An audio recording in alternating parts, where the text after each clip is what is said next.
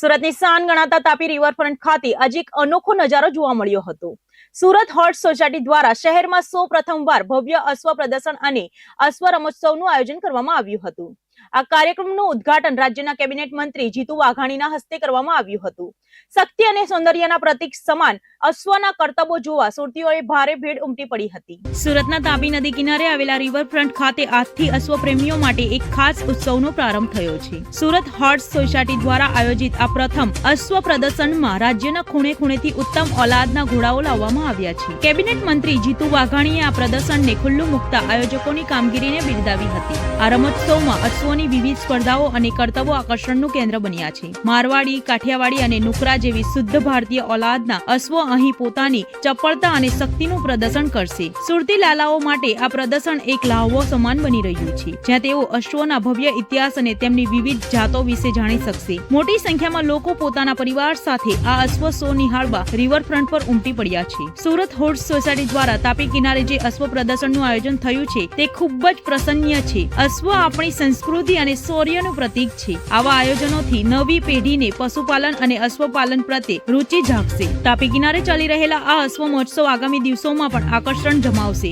મારા પશુપાલન વિભાગ માનની ભૂપેન્દ્રભાઈના નેતૃત્વની સરકારમાં ચાલતો અને હોર્સ સોસાયટી ભાઈ નરેન્દ્રભાઈ રીબડિયા અને સમગ્ર એમની ટીમ દ્વારા આજે હોર્સ શોનું ઉદ્ઘાટન થઈ રહ્યું છે।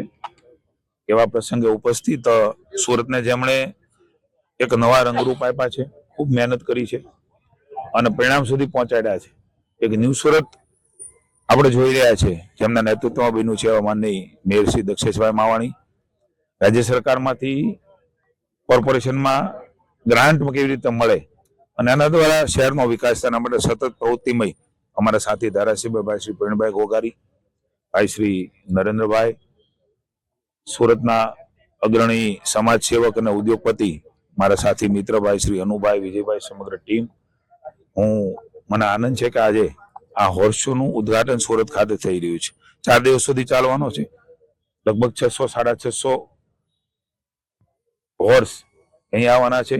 પણ હું જે જોઈ રહ્યો છું, હું સોસાયટીને અભિનંદન આપીશ કે હમણાં જ વાંકાનેર હોર્સ શોમાં ગયું તો બધું જ સારી રીતે થઈ રહ્યું છે। એક આમાં અશ્વ શો પણ ખૂબ સારો થયો છે।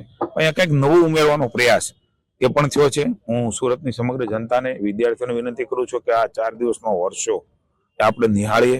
અલગ અલગ બ્રીડો છે એનું સંવર્ધન કરીને આગળ વધારવા માટે પણ રાજ્યની પશુપાલન વિભાગ એ હંમેશા હોર્સ સોસાયટી સુરતને મદદ કરતી રહે છે। આ પ્રસંગે પણ રાજ્યની સરકાર દ્વારા એમને જે કાંઈ આર્થિક મદદની જરૂર હશે એ પણ સરકાર દ્વારા કરવામાં આવશે। હું પુનઃ એકવાર આ હોર્સ શોના ઉદ્ઘાટન પ્રસંગે માનનીય હર્ષભાઈ સંઘવી આવવાના હતા, પણ અન્ય રોકાણ હોવાના કારણે આવી શક્યા નથી। એમણે ફોન કરીને મને શુભકામના આપવાનું કહ્યું છે અને આના વતી પણ શુભકામના આપું છું। રાજ્ય સરકાર, ભૂપેન્દ્રભાઈ અને મારા વિભાગ વતી પણ આ હોર્સ શોની સફળતા માટે શુભકામના। આપણે સૌ સાથે મળીને આ હોર્સની જાળવણી, એનું જતન અને વધારવા માટે પ્રયાસો કરીએ। ભારત માતા કી જય।